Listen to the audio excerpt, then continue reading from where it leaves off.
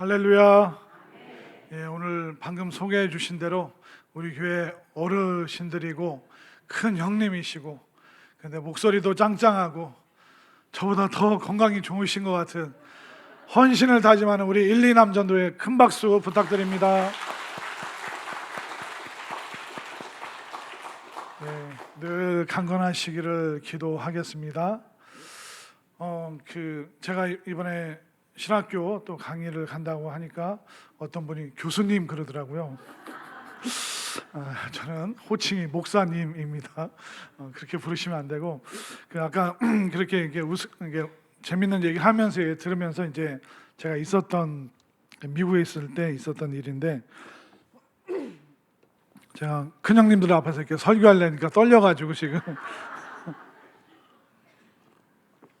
제가 미국에서 이제 부교육자로 있을 때 한국에서 강사 목사님이 이제 오기로 하셨는데, 그러면 이제 미국에 있는 교인들에게 이제 홍보를 해야 되니까 어떤 목사님, 어떤 양력을 프로필을 갖고 계시고 또 어디 교회에서 이제 담임을 하고 계신지 그걸 쭉 알아야 되는데, 근데 마침 그 강사 목사님이 계시는 그 교회 부모 목사님이 제 친구 목사님인 거예요. 그래서 잘 됐다, 이게 프로필 받기 너무 쉽겠다. 그래서 제 친구 목사한테 전화해서 아무개 니네 교회 목사님이 이번에 우리 미국에 있는 교회 와서 이제 부흥회하시는데 그 목사님 프로필 좀 알려달라고. 목사님 성함이 어떻게 돼? 그래서 문교수.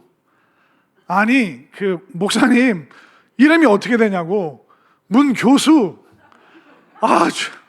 야, 직책 말고 성함이 어떻게 되냐고. 성함이 문교수. 지금 무슨 얘기인지 아시겠어요? 그 목사님 성함이 뭔지 아세요? 어떻게 아셨어요? 서울에 이제 강북 지방회에 계시고 은퇴하신 문교수 목사님이셨는데, 이 말씀을 왜 드리냐면, 사람을 부를 때는 우리가 여러 호칭으로 부릅니다. 아이들을 부를 때도 우리가 뭐 여러 가지 호칭이 있지만, 아내를 아니면 다른 여성분들을 부를 때 그런 게 있더라고요. 안성댁. 그게 왜 그렇게 부르는 거죠? 안성에서 시집 왔다는 뜻입니까? 안성댁. 그럼 대전댁도, 여기 대전댁도 많고 금산 부여댁도 많겠네요. 근데 하여튼 안성댁이라고 사람을 부르기도 하고, 또 남편분들이 아내를 부를 때 여보라고 안 부르고 아무개 엄마라고 많이 부르죠.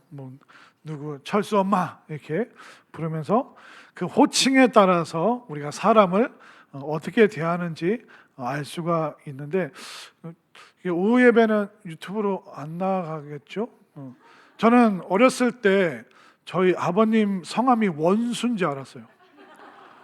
저희 어머니가 항상 저희 아버지를 부를 때 이원수. 그러니까 제가 이씨잖아요. 이동영이잖아요. 그러니까 아버지가 이씨고 아버지 이름이 원수구나. 근데 결혼하고 제가 나중에 알게 됐어요. 우리 아버지 이름이 원수가 아니라 원자 기자 이원기, 그게 저희 아버님 성함인데, 저희 어머니 때문에 제가 결혼할 때까지 아버지 성함인데 이제 알고, 이게 사람을 부르는 호칭이 굉장히 중요합니다. 우리 좌우에 계신 분들과 함께 인사하겠습니다. 성도님 사랑합니다. 성도님 사랑합니다. 그러니까 남편이 마음에 안 들면 원수라고 그러지 말고 뭐라고 불러요? 성도님. 네, 성도님 식사하세요. 성도님 교회 가셔야죠. 제발 좀, 애들이 헷갈려요. 아버지 이름이 원수인지 20년 동안 저는 그렇게 알고 살아왔으니 얼마나 이게 참 통탄스러운 일입니까? 사람을 어떻게 부르느냐가 굉장히 중요하고 그 사람에게 많은 의미를 부여하는 것입니다. 자, 그런데 오늘 우리 집사님이 성경 말씀 잘 읽어주셨는데 1절 보세요. 1절 말씀에 보면 가장 첫 번째 나오는 표현이 뭡니까? 뭐하는 자들아? 사랑하는 자들아. 이렇게 사도 요한이 성도들을 부르고 있습니다. 사랑하는 자들아. 이 말이 뭐냐면 바로 하나님의 사랑을 받은 사람들, 또 하나님의 사랑을 받고 있고 또 그 하나님의 사랑 안에서 살아갈 그 성도들을 부를 때 사랑하는 자들아. 그러니까 사도 요한도 성도들을 사랑하지만 하나님의 사랑을 받고 있기 때문에 사랑하는 자들아라고 부르고 있습니다. 자, 우리는 사랑하면 그냥 덮어놓고 좋은 게 좋은 거다, 그걸 사랑이라고 생각합니다. 그런데 사도 요한이 생각하는 사랑은 뭐냐면 분별력 있는 것이 사랑이다라고 말하고 있습니다. 자, 1절 말씀을 다시 한번 보겠습니다. 함께 읽겠습니다. 시작. 사랑하는 자들아, 영을 다 믿지 말고 오직 영들이 하나님께 속하였나 분별하라. 많은 거짓 선지자가 세상에 나왔음이라. 사랑하는 자들아, 그러니까 영을 다 믿지 말고, 그렇기 때문에 믿음이 있다고 하면서 하는 그런 사람들, 그러니까 모든 사람들을 덮어놓고 믿지 말고 모든 사람들이, 그 성도라고 하는 사람들이 하나님께 속하였나 분별해라. 그러니까 이 당시에는 사랑은 덮어놓고 주체 못하듯이 하는 것이 아니라 이 당시에 필요했던 사랑은 뭐냐면 바로 분별력 있는 그 사랑을 요구하고 있습니다. 왜 그러냐면 영들을 다 믿지 말고, 그 당시에도 나는 좀 영적인 사람이에요 라고 말하면서 접근하는 사람들이 그때도 굉장히 많이 있었습니다. 자, 그런데 나는 좀 영적이에요 이렇게 접근을 하면 누가 당황하냐면 영적인 체험이 별로 없는 사람들이 당황을 합니다. 그리고 나는 영적인 체험이 없는데 저 사람은 스스로를 영적이라고 하니까 그런 말을 감히 누가 자기한테 표현을 하겠어. 그러니까 저 영적이라고 하는 사람은 믿을 만한 사람이겠지 하고 덮어놓고 그 사람의 말을 믿지 마라. 사랑하는 자들아, 어떤 사람이든 너희들에게 접근을 하면 분별력 있는 마음으로 사람들을 잘 살펴보라라고 이야기를 하고 있습니다. 그러니까 내가 영적입니다 라고 여러분들에게 접근하는 사람들은 대부분 영적인 사기꾼일 수가 있습니다. 요즘에 대한민국 안에서 그 사기 문제가 굉장히 많죠.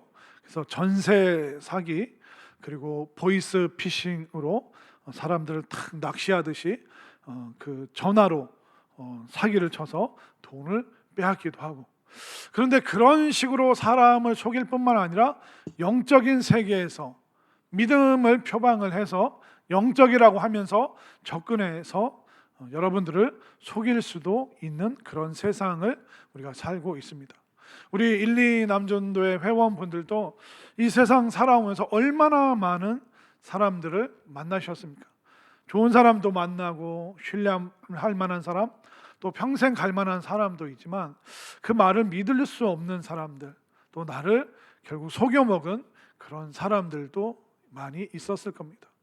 그렇기 때문에 우리 주변에는 사기꾼들은 다 좋은 모습으로 나옵니다. 여러분들 드라마나 영화 보시면 사기를 치려는 사람이 되게 궁핍하고 궁색한 모습으로 나오나요? 아니면 선글라스 끼고 외제차 타고 나오나요? 예, 막 되게 의리번쩍해서 막 시계도 좋은 시계, 형님만 알고 계시라고 우리 형님한테만 탁 드리는 그 정보라고, 이것만 알고 있으면 이제 형님 이제 노후는 이제 다 끝났다. 나만 믿으라고. 그러니까 마치 돈이 많은 것처럼, 돈을 많이 번 것처럼, 그 여유 있는 것처럼 그렇게 사람들에게 접근하지만 우리가 덮어놓고 믿어버리고 분별력이 없으면 우리가 평생 모아왔던 돈들을 사기꾼이나 아니면 보이스 피싱범들이라든가 이단들에게 다 우리가 빼앗기게 되는 것입니다. 우리나라는 이 사기죄에 대해서 이제 좀 심하게 다루지 않는데, 이 사기 치는 게 왜 이게 참 무서운 거냐면 한 사람이 평생 동안 힘들게 했던 노력들, 그리고 앞으로 꿈꿔가고 있는 그 정말 행복한 그 미래를 송두리째 다 빼앗아 가는 겁니다. 그 사람이 그 돈 모으려고 평생 얼마나 노력을 했겠습니까? 그 모든 노력이 부정당하는 거예요. 또 그거 가지고 앞으로 내가 은퇴하고 이렇게 살아가야지 하면서 행복한 꿈을 꾸고 있는데 그 꿈들을 하루아침에 그 미래를 다 빼앗아 가는 것이죠. 그리고 우리가 신앙인이기 때문에 그 영적인 사기꾼들, 이단들을 조심해야 되는데 결국 영적인 사기꾼들도 여러분들의 생명의 자원인 그 믿음, 그 건강한 믿음, 그리고 온전한 믿음을 빼앗아 가려고 하기 때문에, 그런데 그들은 자칭 자기들이 영적이고 성경을 다 통달하고 그들은 재림 예수님이 어디에 있는지 알고 있는 것처럼 마치 영적인 사람인 것처럼 접근을 하는 거예요. 그런데 교회 안에서 영적인 체험이 별로 없는 분들은 그런 이야기에 그냥 압도가 되어버립니다. 그러면서 서서히 그 이단들에게 넘어가게 되는 것이죠. 그 보이스피싱이라든가 이단들이라든가 이들이 사기칠 때 사람들이 왜 넘어가는지 아세요?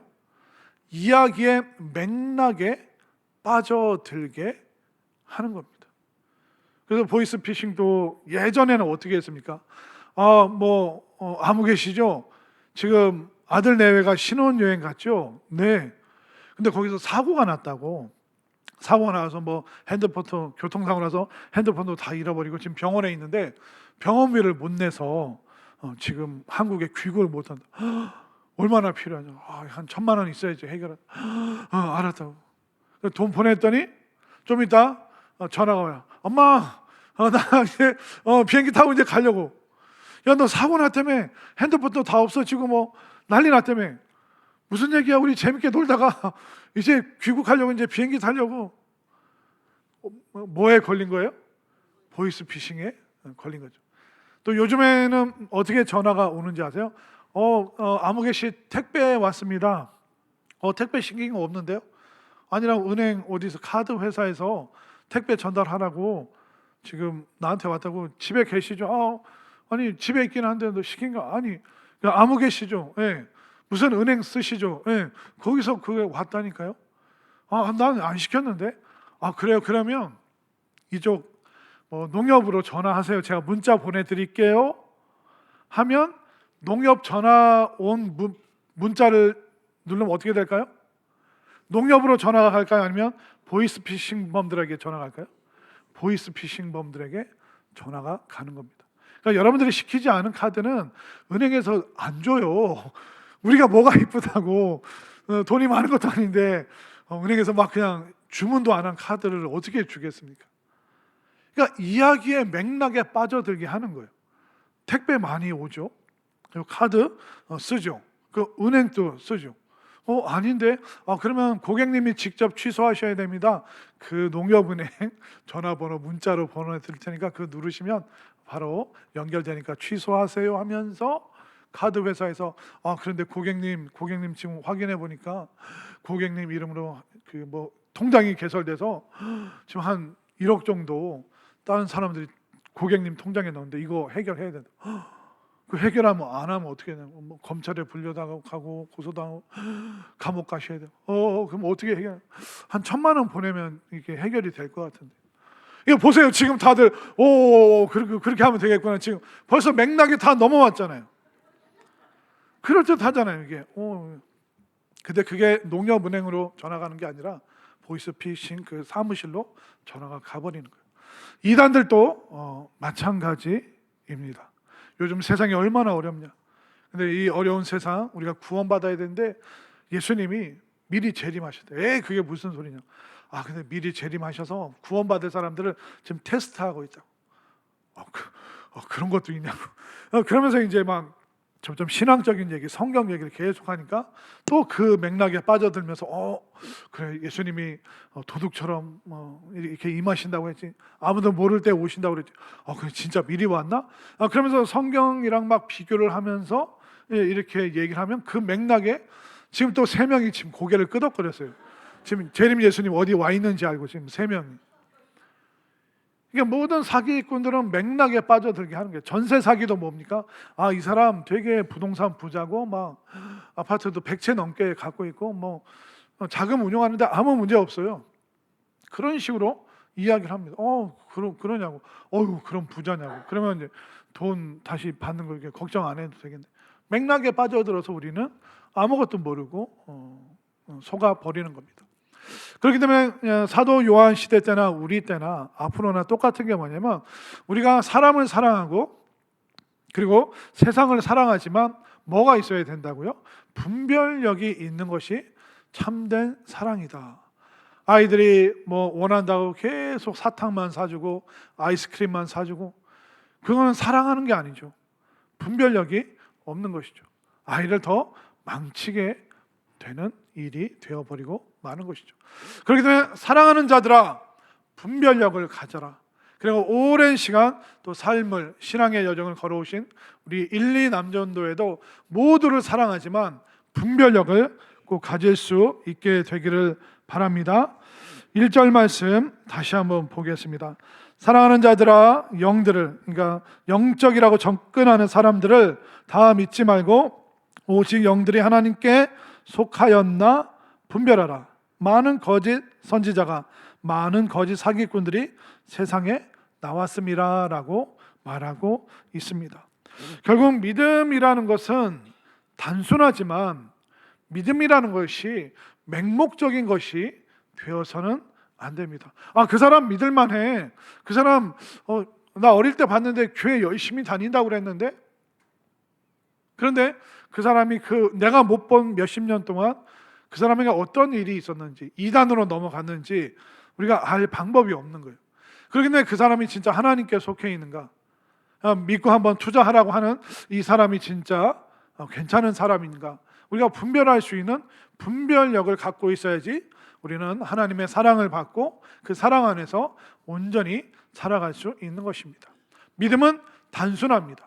그러나 절대로 믿음이 맹목적이 돼서는 안 된다고 오늘 사도 요한이 우리에게 얘기를 해주는 것이죠. 그러니까 맹목적이지 않다는 건 뭡니까? 전, 후, 좌우 이걸 다 헤아려서 살펴볼 수 있을 때 우리는 분별력, 맹목적인 것을 넘어서는 분별력을 갖게 되는 것이죠. 예전에 어떤 사람이 성지순례 이스라엘을 갔는데, 예루살렘을 이렇게 가는데 그 길이 너무 이렇게 오르막길이 힘든 거예요. 그래서 이게 배당 메고 가다가 걸어가고 있는데 거기에 그 마을에 그 마차가 있는 거예요. 그 말이 끌고 이게 평평한 마차 있잖아요. 그래서 이제 그 마차를 만나서 그 물어보는 거예요. 말을 끄는 사람들. 여기서 예루살렘까지 얼마나 남았습니까? 여기서 뭐 걸어가면 한 30분 가야 될걸요? 내가 너무 힘든데 이 마차를 좀 타도 되겠냐고. 그러시라고. 마차 타시라고. 그래서 마차를 탔습니다. 그래서 타가지고 이제 잠이 설핏 들어와서 30분 정도 시간 보니까 30분 지났어요. 그 마부한테 물어보서 30분 지났는데 예루살렘 얼마나 남았습니까? 그랬더니 1시간 남았대요. 아니 아까 30분 남았다고 그랬잖아요. 그랬더니 이 마차는 예루살렘이랑 반대편으로 가는 거라고. 무슨 얘기인지 이해가 되세요? 그러니까 우리가 마차를 탈 때 물어봐야 되는 거예요. 이게 예루살렘 방향으로 갑니까? 아니면 반대편으로 가고 있습니까?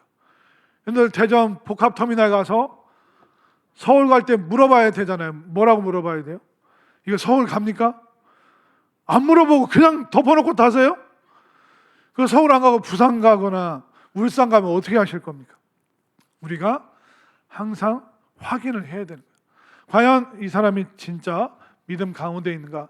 이 사람이 걸어가는 인생과 신앙의 방향이 우리가 가는 그 천국 방향인지 아니면 그 반대편 방향인지, 그것도 모르고 우리가 그냥 덮어놓고 그냥 그 인생이라는 그 마차에 함부로 올라타면 안 되는 것입니다. 자, 그러면 어떻게 하면 영적으로 분별할 수 있습니까? 라고 물어보신다면, 자, 2절, 3절 말씀을 한번 볼까요? 그러니까 그 영적인 것을 믿음에 대해서 분별하는 방법입니다. 2절을 제가 3절을 여러분들이 읽겠습니다. 이로써 너희가 하나님의 영을 알지니 곧 예수 그리스도께서 육체로 오신 것을 시인하는 영마다 하나님께 속한 것이요. 예수를 시인하지 아니하는 영마다 하나님께 속한 것이 아니니 이것이 곧 저 그리스도의 영이니라. 오리라 한 말을 너희가 들었거니와 지금 벌써 세상에 있느니라. 자, 우리가 이 사람이 영적으로 올바른가 바르지 않은가, 그것을 분별할 수 있는 방법을 바로 2절과 3절에서 얘기하고 있습니다. 2절을 다시 한번 볼까요? 이로써 너희가 하나님의 영을 알지니 곧 예수 그리스도께서 육체로 오신 것을 시인하는 영마다 하나님께 속해 있다. 예수님께서 육체로 오신 걸 다 알지 않나? 하시는데, 이 사도 요한 당시는 두 가지 이단이 있었습니다. 그러니까 율법주의라는 이단이 있었고, 두 번째는 영지주의라는 이단이 있었습니다. 이게 영지주의는 뭐냐면 영적인 지식을 얻어야지 구원받는다. 그런데 그 영지주의 안에서 무슨 사상이 있었냐면, 예수님이라는 분은 이 죄 많은 육체로 오신 것이 아니라 어떤 그림자처럼, 그래서 싹 잠깐 왔다가 이게 떠나가신 분이다. 그렇기 때문에 이 죄된 육체에 예수님이 오신 것이 아니다라고 말을 했습니다. 그럴듯하죠. 우리가 몸으로 죄를 짓기 때문에 몸에 대해서 죄악시 여기는 그런 철학이 있었습니다. 스토아 학파라든가 여러 이제 그런 그 철학 사조들이 육체는 나쁜 거야. 그래서 육체를 부정해야 돼.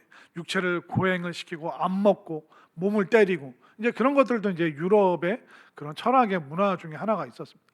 그러니까 이 영지주의자들은 그러니까 육체는 나쁜 거야, 더러운 거야.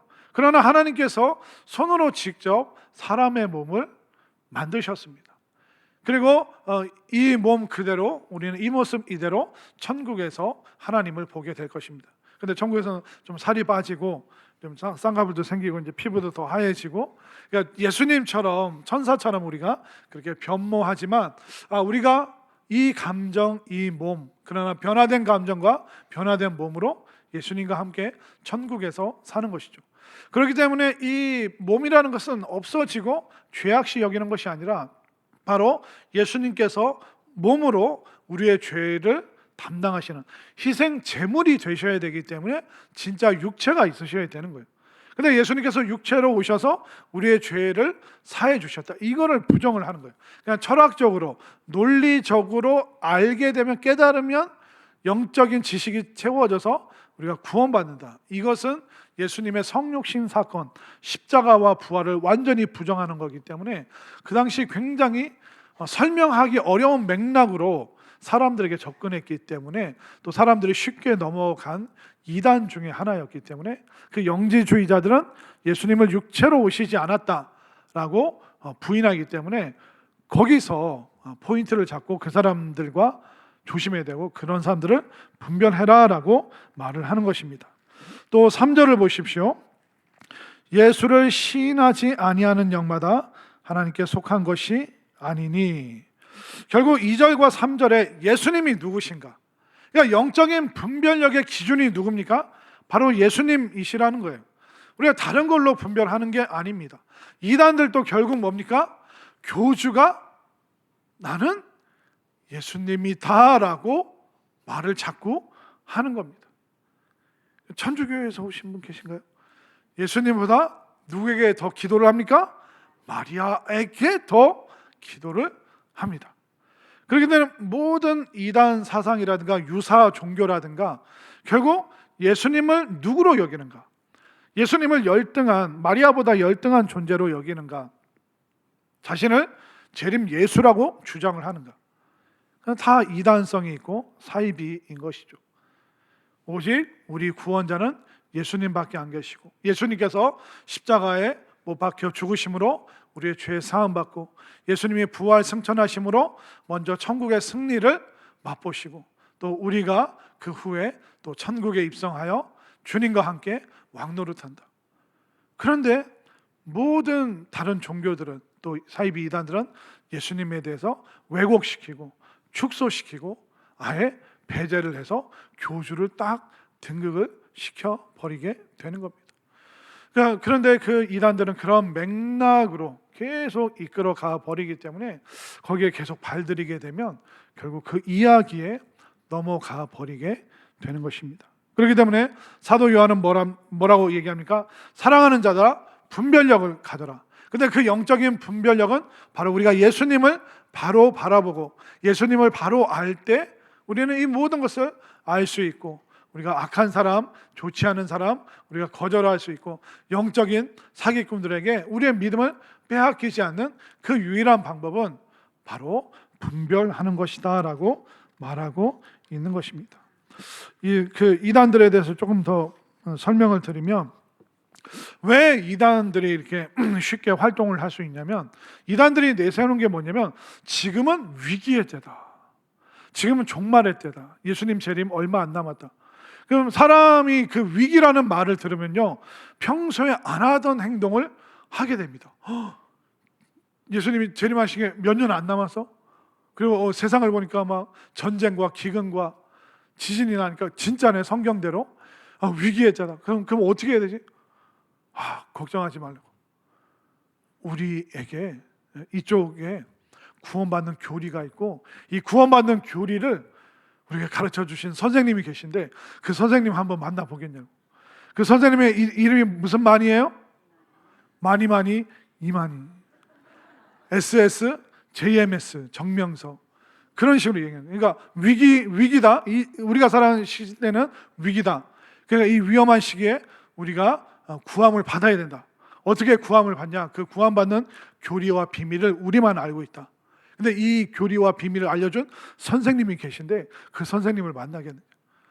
이게 쭉 이렇게 끌고 가는 거예요. 그 사실 이 선생님이 보혜사 성령님이고 재림 예수님입니다. 근데 이미 맥락에 빠져들었기 때문에 그렇게 믿어버리니까. 왜? 얼마 안 남았으니까. 위기니까, 위험하니까. 하나님이 급하니까 이만이라는 JMS라는 그 재림 예수를 하나님이 빨리 보내주신 거야. 그리고 그분을 네가 만난 건 진짜 럭키비키, 행운이야. 막 그렇게 계속 위기감으로 그 사람을 끌고 가 버리는 겁니다. 그리고 또 우리가 삶에 어려움이 있잖아요. 그러면 이단들이 우리한테 약이 있다, 아주 센 약이 있는데 이거 한 방이면 해결된다. 그러니까 우리 막 같이 공동체 생활하자. 집문서, 땅문서 다 팔아가지고 그냥 좀 있으면 이 세상 다 없어지는데 이게 다 무슨 소용이냐. 결국 영적인 사기꾼들도 여러분들에게 뭘 뺏어가요? 돈, 재물, 재산, 그 다 빼앗아 가는 겁니다. 정상적인 교회는 어떻습니까? 계속 여러분들에게 돈을 요구하는 게 아니에요. 가정에 더 잘해라. 안 믿는 남편 그 얼굴 보면서 그냥 눈물을 뚝뚝 흘리십시오. 발을 붙잡고 기도하십시오. 가정을 더 지켜라. 가정을 보호해라. 가정을 사랑해라 말하지, 집문서 땅문서 막 가정 모르게 다 팔고 산으로 들어가라, 그렇게 말하지 않습니다. 이단들은 이미 구성 자체가 불법과 탈법으로 가기 위해서 작정했기 때문에 그들이 하는 모든 일들이 다 좋지 않은 결론이 나오게 됩니다. 자, 생각을 해보세요. 자, 여기 배드민턴 동호회가 있어요. 건강 증진을 위해서 배드민턴 동호회를 하는데, 이 회장님이 동호회 돈이 많아지니까 실수로 이 돈을 조금 이렇게 했네. 그러면 그 회장님이 좀 문책을 받으면 되잖아요. 그래서 실수를 했으니까. 그러면 이 회장님이 실수하면 이 배드민턴이라는 세계 자체를 다 부정을 해야 됩니까? 그건 아니잖아요. 그냥 요 한 사람이 실수를 한 거죠. 근데 조직폭력배는 어떻습니까? 구성 자체가 불법과 폭력을 써서라도 우리가 강제로 돈을 취하자. 이미 구성 자체가 불법인 거예요. 이단들이 교회 안에서도 사실 실수하는 목회자, 성도들 있습니다.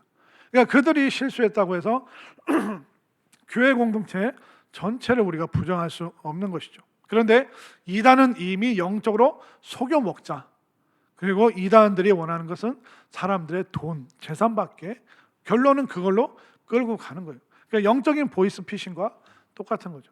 그렇기 때문에 오늘날 우리가 정말 정신없이 살아가는 세상 속에서 분별력이 있어야 되는데, 그 분별력은 바로 예수님. 예수님을 어떻게 고백하는가? 예수님을 어떻게 믿고 있는가? 예수님을 누구라고 생각하는가? 그러니까 예수님을 통해서 우리는 모든 분별력을 가질 수 있다는 것을 깨달으시길 바랍니다. 예수님 찬양하고 예수님 고백하고 또 예수님을 힘입어서 힘있게 여러분들 살아가시기를 바랍니다. 그래서 우리가 믿어야 될 것이 무엇인가? 결론적으로 5절과 6절, 5절을 제가 6절을 여러분들이 읽겠습니다.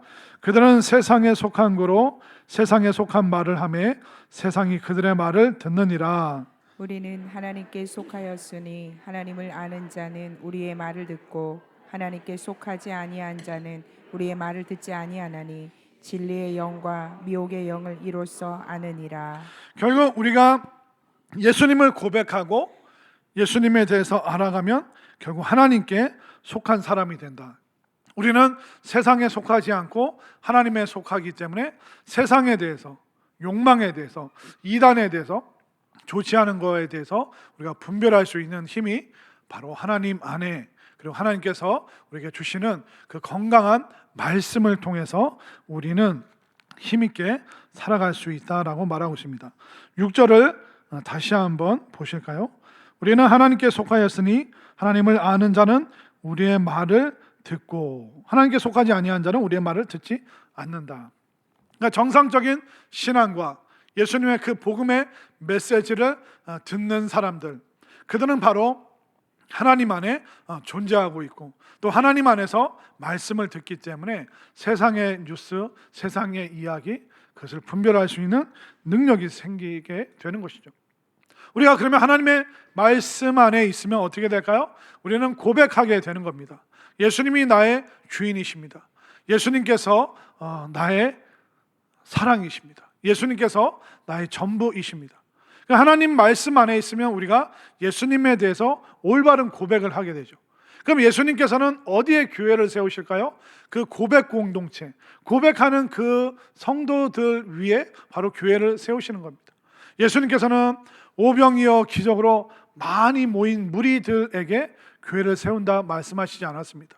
병고침 받고 기뻐하는 사람들, 기적을 체험한 그 사람들 많이 모였을 때 여기다 교회 세운다 안 하셨습니다. 베드로가 고백했을 때 주는 그리스도시요 살아계신 하나님의 아들이시니다.